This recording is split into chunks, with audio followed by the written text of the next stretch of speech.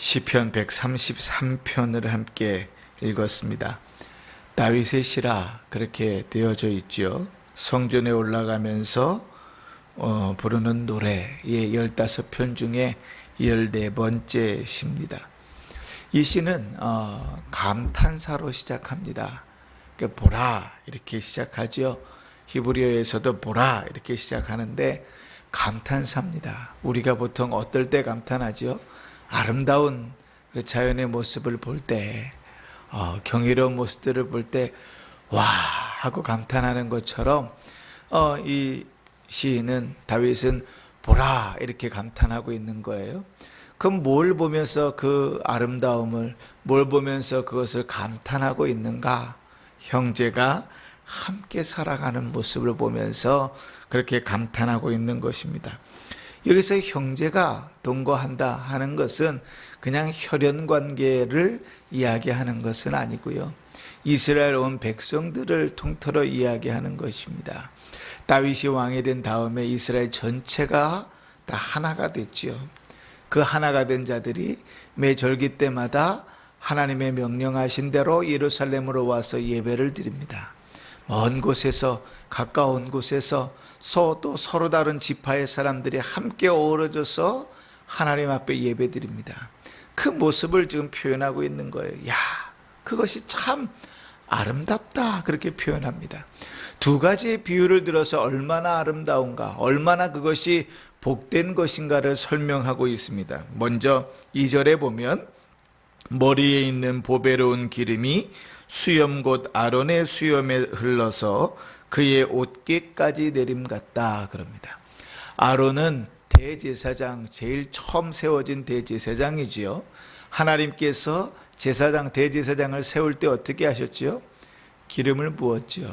우리가 보통 그리스도, 메시아라고 표현하는 자들, 딱 세 직분에 대하여 기름을 부어서 그 직분을 담당하는 자로 세웠습니다. 그렇죠?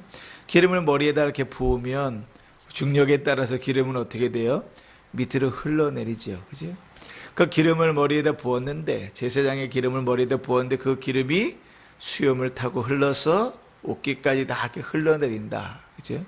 마치 물컵으로 비유하면 컵에다가 물을 부었는데 컵이 넘쳐서 이렇게 차가 흐르는 것처럼 그렇게 흘러내리는, 하늘로부터 흘러내리는 은혜와 복을 표현하고 있는 것이죠. 똑같은 표현은 이렇게도 합니다. 3절에 보면 헐몬의 이슬이 시온의 산들에 내림 같다 이렇게 표현합니다. 이 헐몬산은 해발 2700m나 되는 높은 산입니다. 북쪽에 있는 산인데 이 헐몬산은 무엇으로 유명하냐면 이슬이 많이 내리는 산으로 유명합니다. 그래서 이 헐몬산 그러면 어떤 학자는 많은 이슬을 대표하는 대명사다 이렇게 보기도 해요. 그런데 좀 말이 좀 맞지 않는 것이 헐몬의 산은 저 북쪽에 있어서 그 산으로부터 내리는 그 많은 이슬들이 요단강의 근원이 됩니다.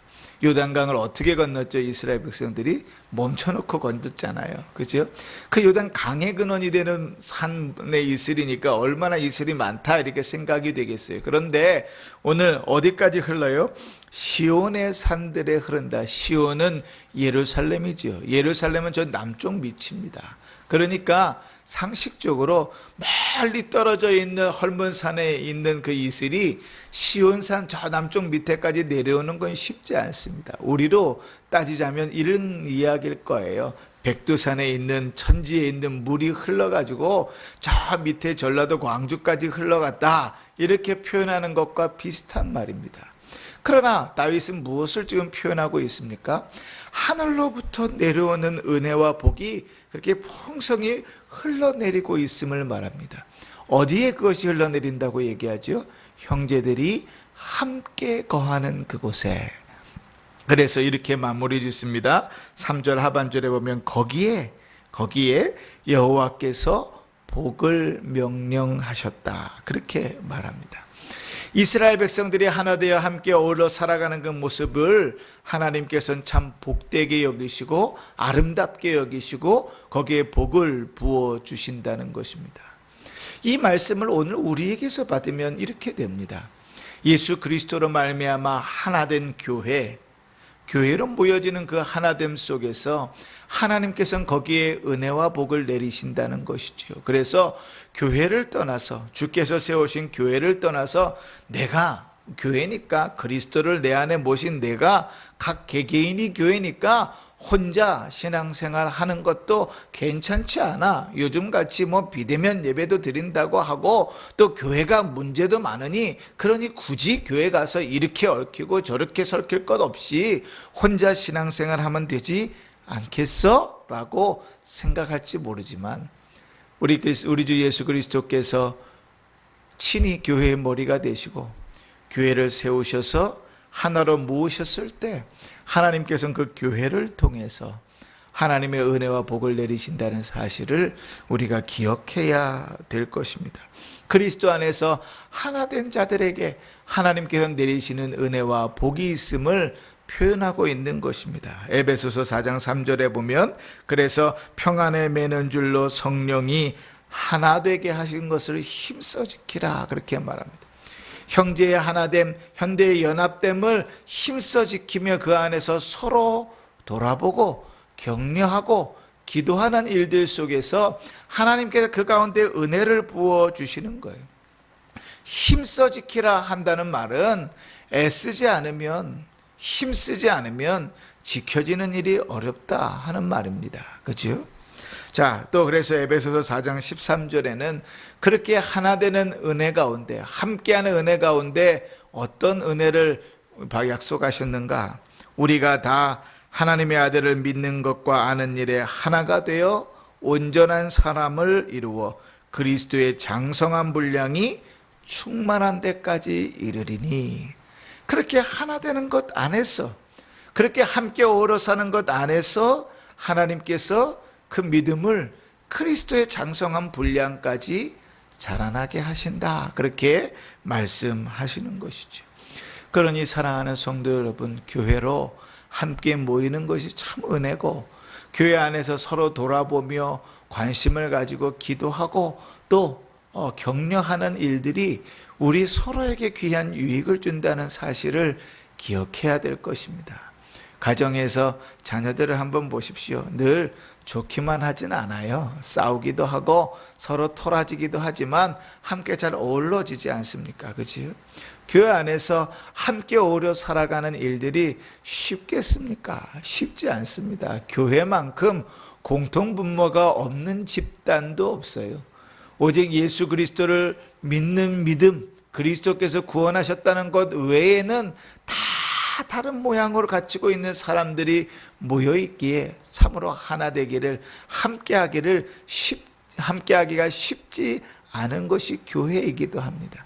그러나 하나님께서 그것을 아름답게 여기시고 하나님께서 그것에 은혜와 복을 내리신다는 사실을 기억하면서 하나 되기를 힘쓰고 모이기를 힘쓰며 함께 신앙의 삶들을 나눠가기를 힘쓰는 성도들이 되면 좋겠습니다. 서로 관심을 가지고 기도하고 돌아보고 섬기는 일들 속에서 하나님께서 주의 교회를 세워가실 것들을 기대하고 우리의 신앙을 세워가실 것들을 기대하면서 그 가운데서 아름답게 서나갈 수 있기를 바랍니다. 자, 그런데 한 가지 더. 자, 그렇게 믿는 자들의 모임이 교회만 있으면, 교회가 가시적이든 비가시적이든 그렇게 하나님의 아름다운 일들을 이뤄가면 좋겠다, 그것을 힘쓰면 좋겠다, 그렇게 생각하면 끝일 것 같은데, 그런데 우리가 생각할 수 있는 한 가지 모임이 하나 더 있습니다.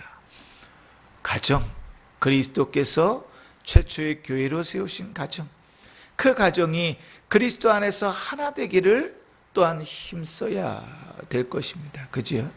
교회가, 가정이 혈연으로 엮여진 것을 넘어서 그리스도 안에서 하나 될 수 있도록 자녀들을 위하여, 가족들을 위하여 서로 돌아보고 기도하고 믿음 안에서 하나 된 자들이 될 수 있도록 또한 힘써야 될 것입니다.